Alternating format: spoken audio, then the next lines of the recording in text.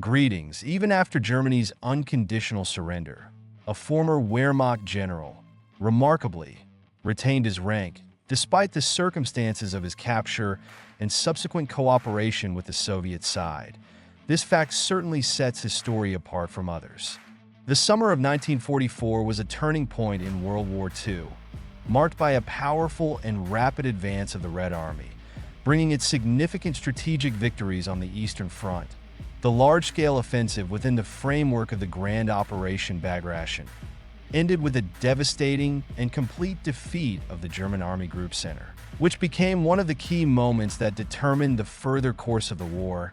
In addition to the defeat of the main forces of the Wehrmacht, the troops of Hungary and Romania, which were allies of Germany at that time, also suffered significant and tangible losses.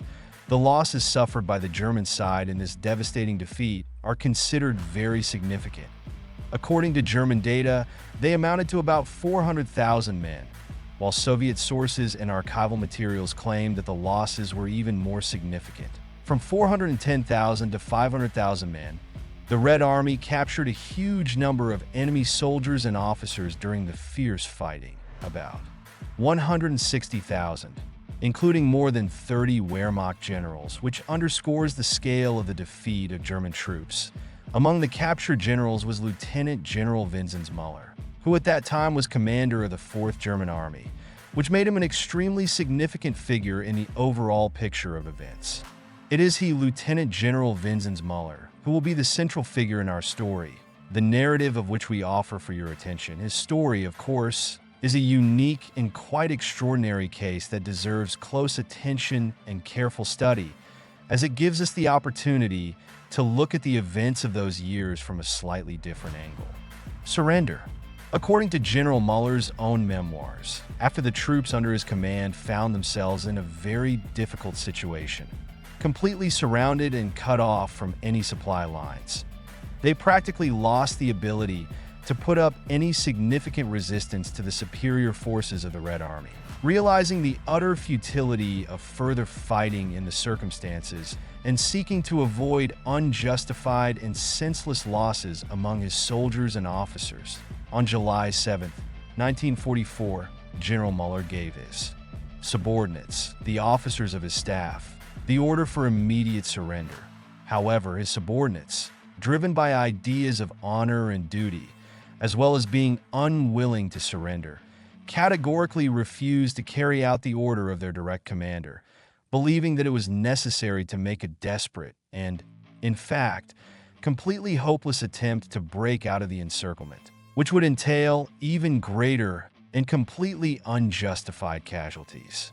Faced with complete misunderstanding and not receiving the necessary support among his officers, Vincent Müller made the difficult and very responsible decision to act independently, bypassing his subordinates. He took with him only a bugler and one of the most loyal officers as a personal assistant, and the next day, July 8, 1944, headed towards the front lines of the Red Army. They came to the headquarters of one of the artillery units of the Red Army, where they were immediately detained by the Vigilant Guard. Upon learning that a high-ranking German general was in front of them, the Soviet soldiers, without losing time, escorted him and his few escorts to higher command for further investigation and establishment of all the circumstances of the case. Müller informed the Soviet officers in detail about the critical situation on the German side of the front, assuring them that he was ready to give the order for surrender to all his troops who were still in the encirclement. However, he emphasized that for the successful implementation of this plan, he needed the help of the Soviet side in bringing the order to the attention of his subordinates. Due to his lack of any connection with them, please be sure to subscribe to our channel and, of course, don't forget to give a like so that you have the opportunity to hear many more fascinating and informative stories about the events of World War II, as well as to familiarize yourself with the different points of view and opinions of all parties involved in this global conflict. From the Soviet side, however, General Müller did not look as presentable and respectable as he himself described in his memoirs, which, as often happens, were somewhat embellished. According to the testimony of Lieutenant Shkipachev, who at that time commanded a platoon of 76 2mm guns on July 7th. A reconnaissance patrol of artillerymen advancing in the vanguard of the 693rd Artillery Regiment in the direction of Minsk unexpectedly discovered German soldiers entrenched in the forest. Indiana A. Short skirmish with them.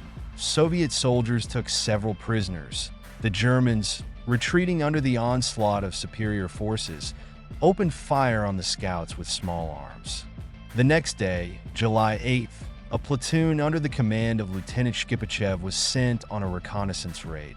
During their advance from the edge of the forest located ahead, German speech was suddenly heard.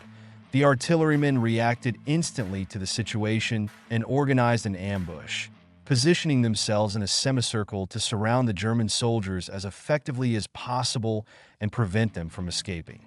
When the German soldiers approached the ambush site, the scouts suddenly commanded Hand hoch, which means hands up in German, demanding that they surrender immediately. It soon became clear that they had not stumbled upon ordinary soldiers, but on the German General Müller himself.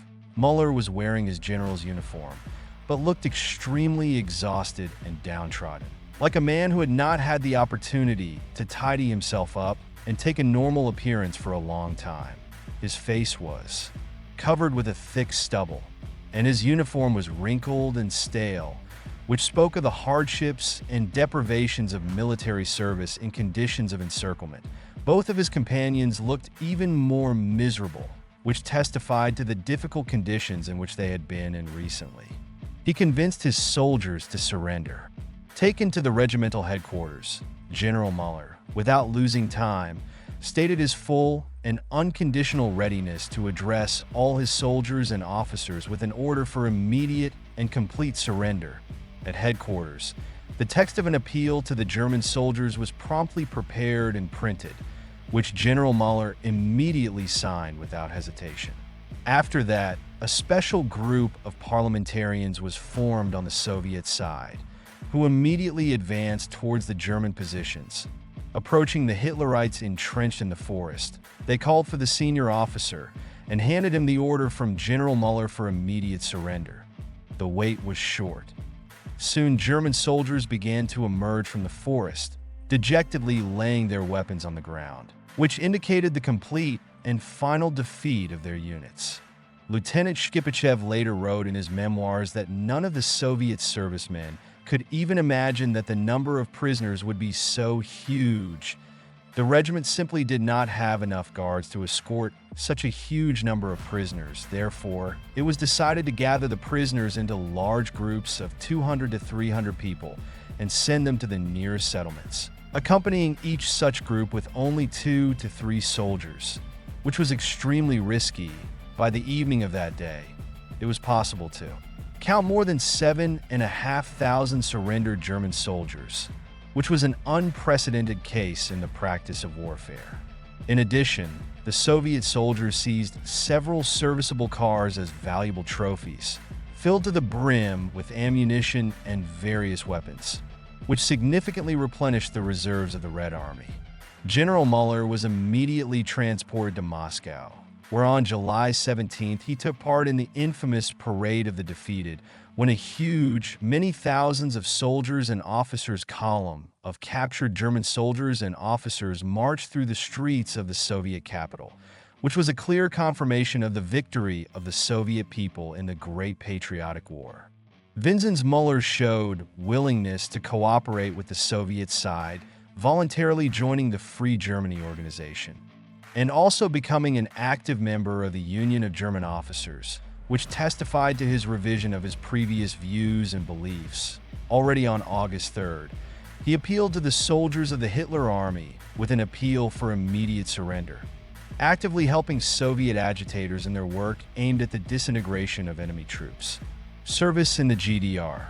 After the territory of Germany was occupied by the Allied troops, Müller made a fairly balanced decision to settle in the German Democratic Republic, GDR, fearing that in the Federal Republic of Germany, FRG, there could be numerous and rather unpleasant questions regarding his past and his cooperation with the Soviet authorities. His wife Maria and son Fritz, without much thought, safely crossed the border to him. Despite his service with the communists, the general, being from Bavaria, continued to maintain friendly relations with his old friends, which proves that he did not forget about his roots and connections. Muller's rank of general, which is remarkable, was preserved despite all the vicissitudes of his military career. At first, he held high and responsible positions, such as Chief of Staff and Deputy Commander of the People's Police of the GDR, which spoke of the high confidence placed in him by the new leadership. In 1956, the People's Police of the GDR was transformed into the National People's Army, which marked a new stage in the development of the country's armed forces. Muller continued his service in the same position, now becoming Chief of Staff of the National People's Army and Direct Deputy Minister of Defense of the GDR, Willy Stoph, which emphasized his high professionalism and competence. The general service continued until 1958, when he was suddenly dismissed from his post, which was due to unexpectedly surfacing circumstances of his biography. Muller was accused of committing war crimes, which he allegedly committed in Donbass during its occupation by German troops in 1942, which led to a sharp deterioration in his situation. As a result, in 1960, the former general was placed in a psychiatric hospital, where his condition worsened even more. Vinzenz Muller voluntarily left this world in 1961, unable to withstand the moral and psychological pressure caused by the accusations of war crimes and the experienced life crash. Goodbye. We were sincerely happy to see you on our channel. Do not forget to leave your comments under the video, like it and subscribe to our channel so as not to miss new and even more interesting and exciting stories from the world of the past.